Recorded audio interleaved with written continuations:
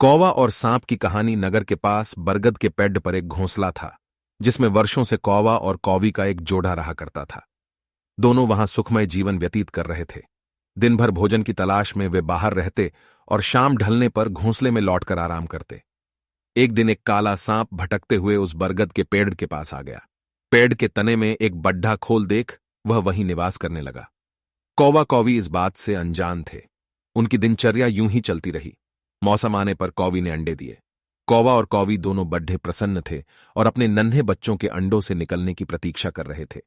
लेकिन एक दिन जब वे दोनों भोजन की तलाश में निकले तो अवसर पाकर पेड़ की खोल में रहने वाले सांप ने ऊपर जाकर उनके अंडों को खा लिया और चुपचाप अपनी खोल में आकर सो गया। कौवा कौवी ने लौटने पर जब अंडों को घोंसलों में नहीं पाया तो बहुत दुखी हुए। उसके बाद से जब भी कौवी अंडे देती, सांप उन्हें खाकर अपनी भूख मिटा लेता। कौवा कौवी रोते रह जाते। मौसम आने पर कौवी ने फिर से अंडे दिए, लेकिन इस बार वे सतर्क थे।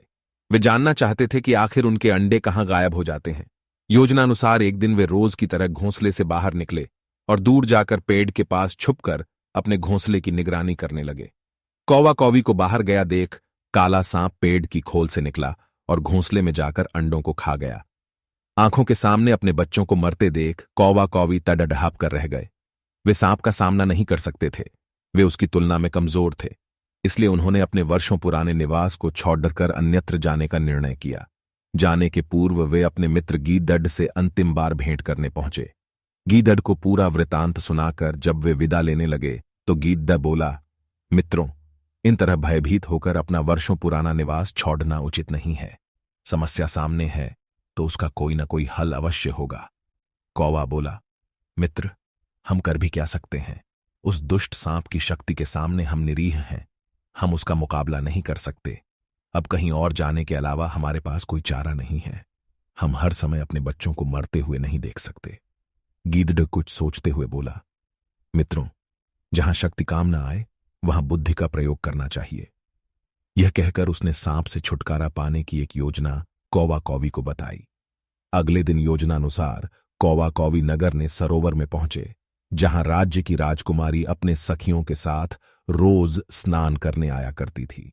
उन दिन भी राजकुमारी अपने वस्त्र और आभूषण किनारे रख सरोवर में स्नान कर रही थी। पास ही सैनिक निगरानी कर रहे थे।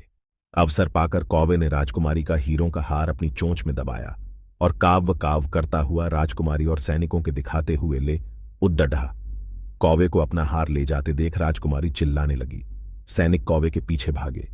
वे कौवे को अपना हार ले जाते देख राजकुमारी चिल्लाने लगी। सैनिक कौवे के पीछे भागे। वे कौवे के पीछे पीछे बरगद के पेड़ के पास पहुंच गए। कौवा यही तो चाहता था। राजकुमारी का हार पेड़ के खोल में गिराकर वह उड़ गया। सैनिकों ने यह देखा तो हार निकालने पेड़ की खोल के पास पहुंचे। हार निकालने उन्होंने खोल में एक डंडा डाला। उस समय सांप खोल में ही आराम कर रहा था। डंडे के स्पर्श पर वह फन फैलाए बाहर निकला। सांप को देख सैनिक हरकत में आ गए और उसे तलवार और भले से मार डाला। सांप के मरने के बाद कौवा कौवी खुशी खुशी अपने घोंसले में रहने लगे। उस वर्ष जब कौवी ने अंडे दिए तो वे सुरक्षित रहे। सीख, जहां शारीरिक शक्ति काम न आए वहां बुद्धि से काम लेना चाहिए। बुद्धि से बड़ढ़ा काम किया जा सकता है और किसी भी संकट का हल निकाला जा सकता है।